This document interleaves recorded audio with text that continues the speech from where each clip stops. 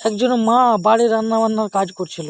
তার ছেলে বিদেশ থেকে এসে তাকে বলল, মা, আমাদের কি দেনা পাওনা আছে তুমি বলো, সব কিছু শোধ করে দেবো। কেননা আমি এখন বিশাল সম্পত্তির মালিক, আমার এখন অনেক টাকা, আমি বিদেশ থেকে অনেক টাকা রোজগার করে নিয়ে এসেছি। শুধু তুমি বলো আমাদের কি মহাজন আছে, কি ঋণ আছে, আমি সব ঋণ শোধ করে দেই। মা বলল, আমাদের তো কোনো ঋণ নেই, তবে হ্যাঁ, আমার একটা ঋণ আছে, সেটা তোকে শোধ করতে হবে। ছেলে বলল, মা, তোমার আবার কিসের ঋণ আছে? হ্যাঁ, মা বলল, হ্যাঁ, আমার ঋণ আছে। ছেলে বলল, হ্যাঁ মা, কী ঋণ আছে তোমার বলো, আমি শোধ করে দেবো।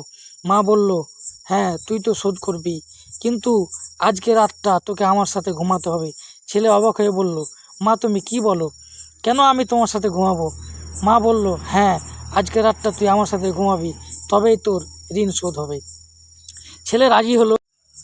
তারপর বিছানাতে ঘুমাতে গেল। একসাথে ঘুমালো। ছেলে ঘুমিয়েছে, মা ঘুমায়নি। মা কী করলো, তার নিজের জায়গাটায় জল ঢেলে দিল। ছেলে ঘুম থেকে ভেঙে গেল। ছেলে উঠে বলল, মা, তো তুমি কি করলে? শুকনো জায়গাটায় জল ঢেলে দিলে, তুমি ঘুমাবে কোথায়? মা বলল, আমি শুকনো জায়গাটায় ঘুমাবো, তুই ভিজে জায়গাটায় ঘুমাবি। আবার একটু পরে মা তার শুকনো জায়গাটায় জল ঢেলে দিল। আবার ছেলে বলল, মা, তুমি ঘুমাবে কোথায়? মা বলল, আমি মধ্যখানে শুকনো জায়গাটায় ঘুমাবো, তুই ভিজে জায়গাটায় ঘুমা। ছেলে সারা রাত ঘুমাতে পারল না। ছেলে সারা রাত ঘুম হলো না। সকালে বলল, বাবারে, তুই আজকে ঘুমাতে পারলি না, আমি তোর জন্য কতটা রাত যে কষ্ট করেছি এই তোর জন্য। তুই বিছানায় পেচ্ছাব করে দিতিস, আমি ঘুমাতে পারতাম না, এই ভিজা জায়গায় শুয়ে থাকতাম, তাই আজকে তোকে আমি ভিজা জায়গায় শোয়ালাম। তুই আমার ঋণ শোধ করতে পারলি তো? ছেলে বলল, মা, তোমার এই ঋণ আমি কখনোই শোধ করতে পারবো না, কেননা এই ঋণ অনেক বড় ঋণ।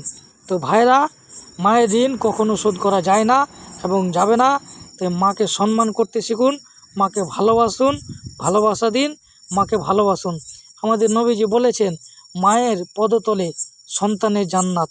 তাই এই জান্নাত দুনিয়াতেই কামিয়ে নিন, জান্নাত দুনিয়াতেই অর্জন করুন। মায়ের পায়ের তলেই জান্নাত আছে।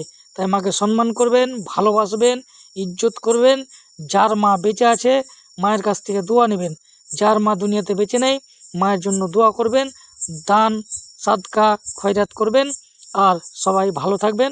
ভিডিওটা ভালো লাগলে শেয়ার করে দিবেন।